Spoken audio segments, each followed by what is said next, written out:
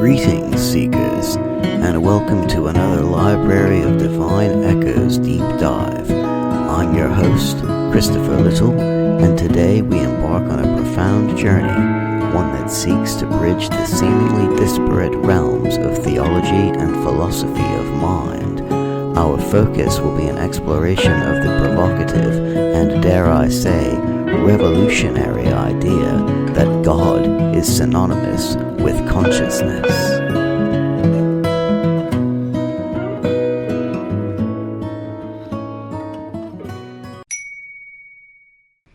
To navigate this intricate landscape, we'll follow a structured path.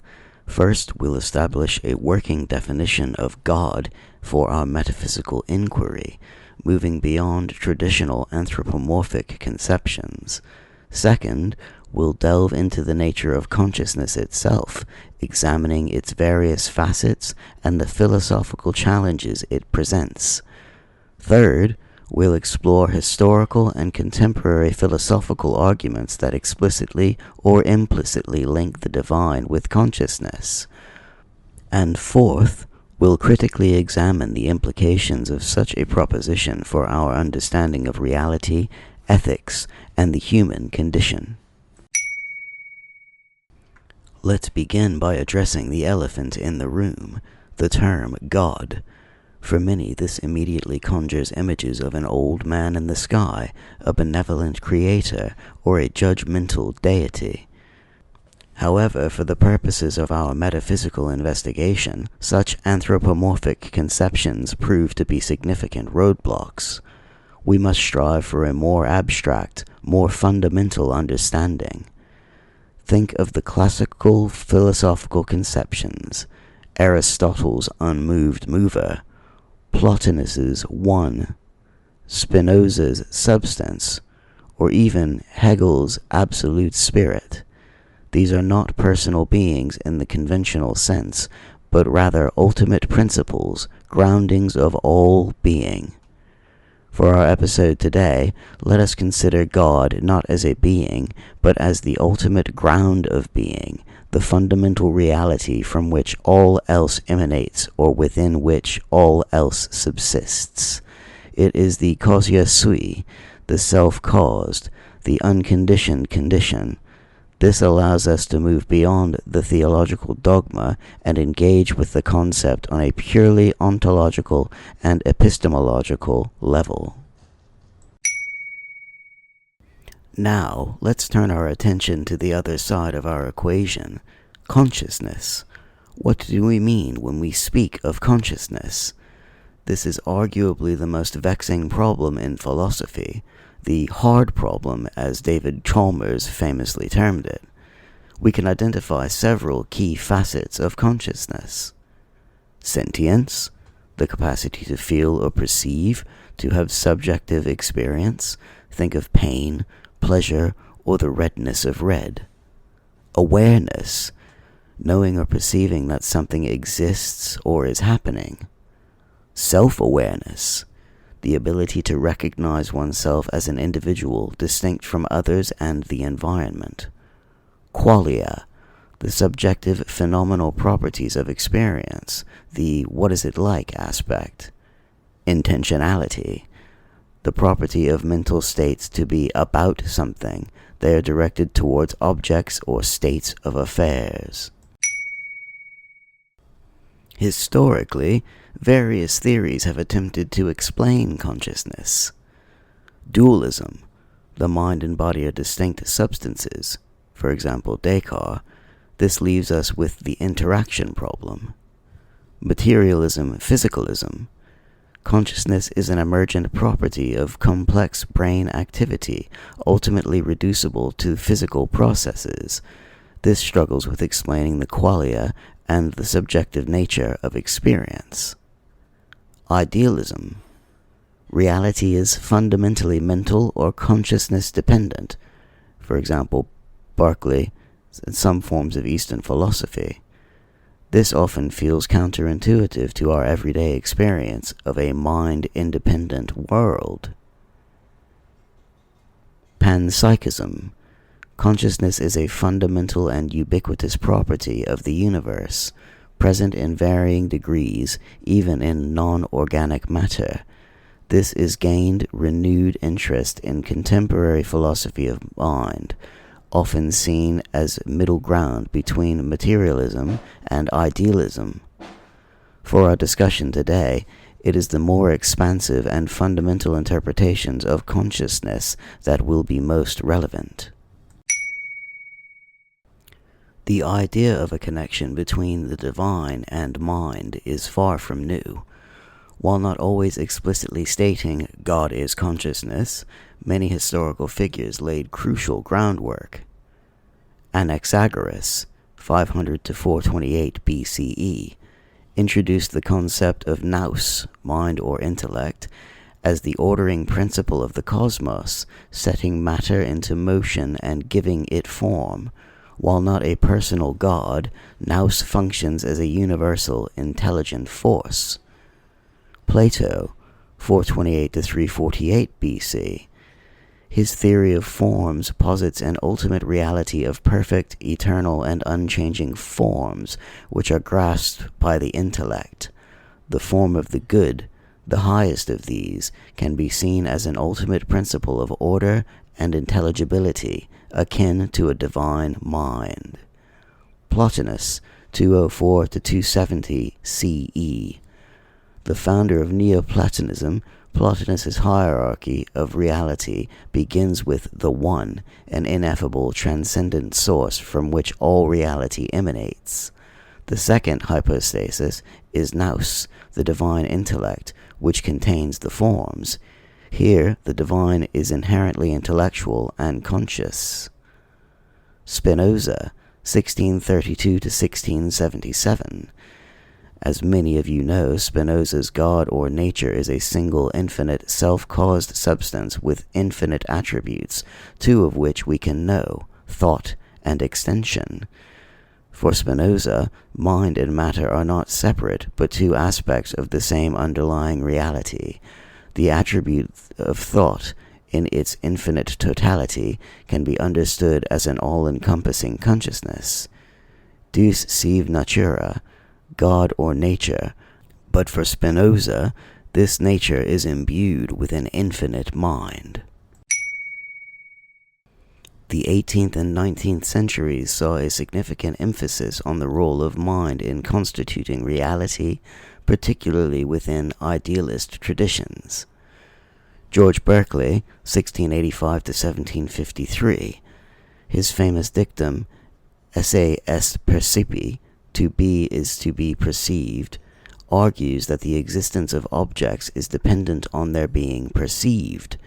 To account for the continued existence of objects when no human mind perceives them, Berkeley posits an omnipresent eternal perceiver, God. God's mind constantly perceives everything, thus sustaining reality. Here, God is explicitly identified with an all-encompassing consciousness. German idealism.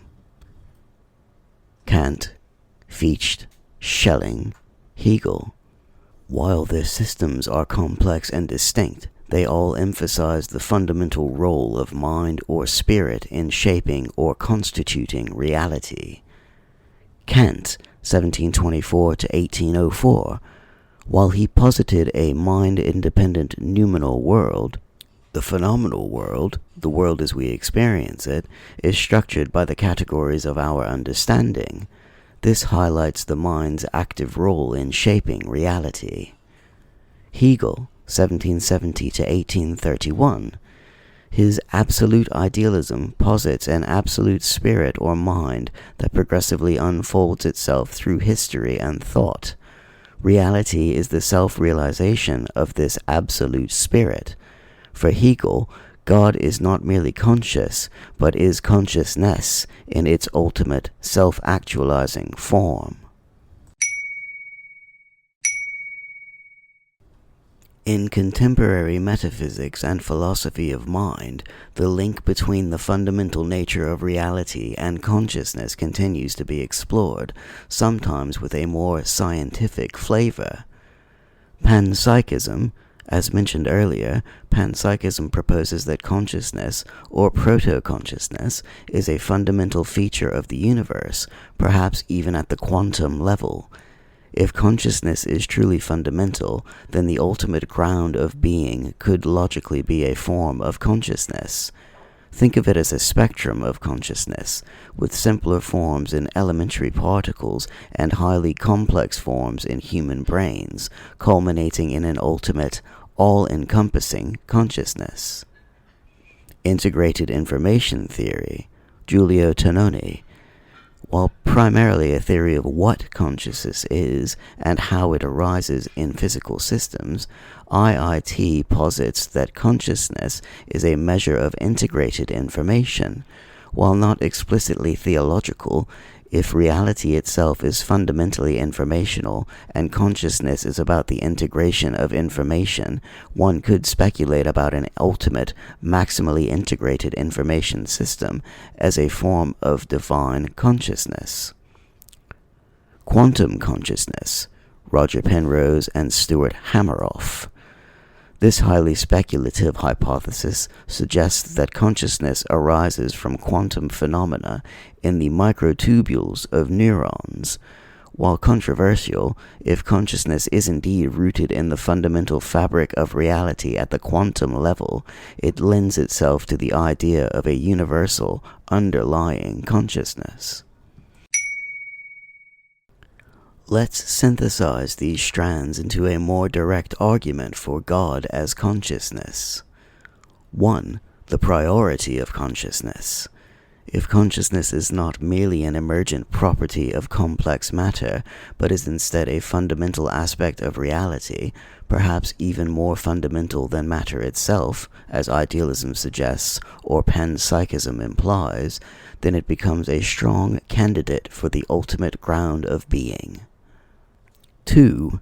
The explanatory power of consciousness. If God is understood as the ground of all existence, and consciousness is the most profound and irreducible aspect of our experience, then identifying God with consciousness offers an explanation for the very possibility of experience, meaning, and subjective reality. Where else do these arise from, if not from a conscious ground? 3. The problem of existence and sustenance. If the universe had a beginning, what was the state before physical reality? Could it have been pure potentiality held within an infinite consciousness? And what sustains existence at every moment?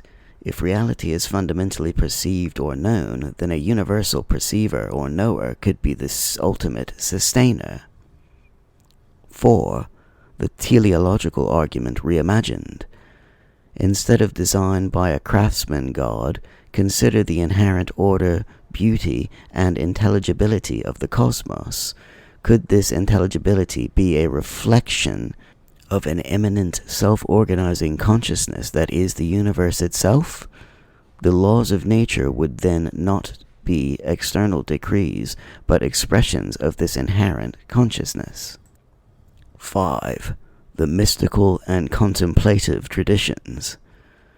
Across diverse spiritual traditions, profound mystical experiences often describe an encounter with a universal, unifying consciousness that is perceived as divine. These experiences, while subjective, offer a consistent narrative that aligns with our proposition. Think of Advaita Vedanta's Brahman, often described as pure consciousness, or the concept of the mind of God in various spiritual philosophies.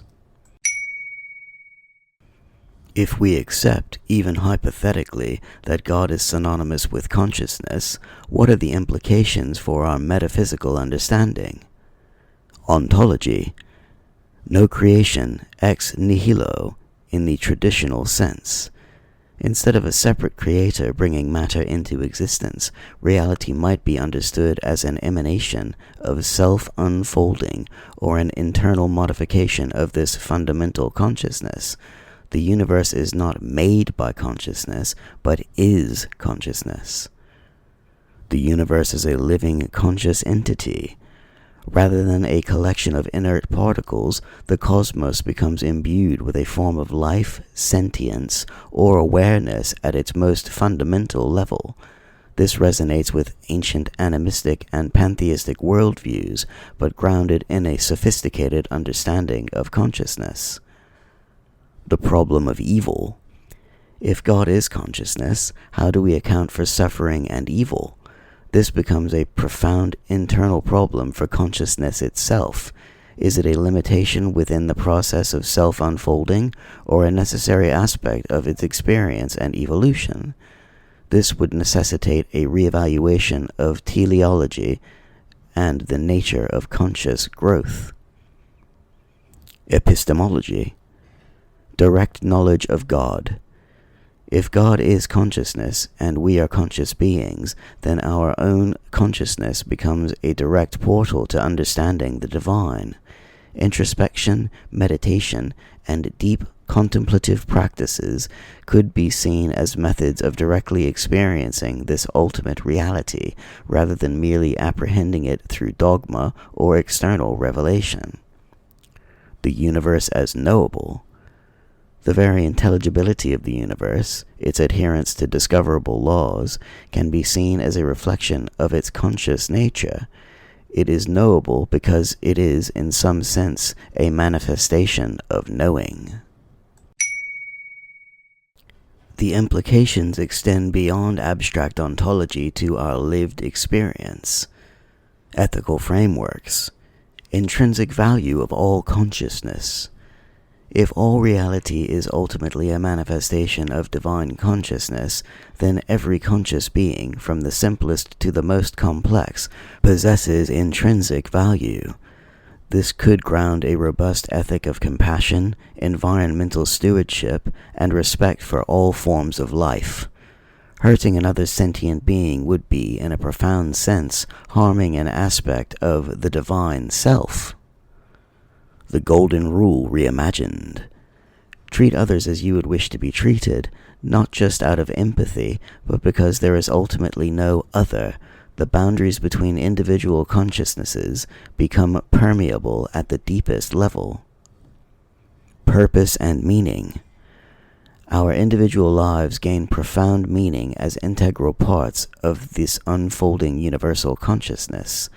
Our experiences, our suffering, our joy, our learning, all contribute to the totality of this divine consciousness's self-understanding. The human condition. The self as a fragment of the divine. Our individual consciousness is not merely an isolated phenomenon, but a localized expression or particular wavelength of the ultimate universal consciousness. This offers a powerful sense of connection and belonging. The path to enlightenment and self-realization.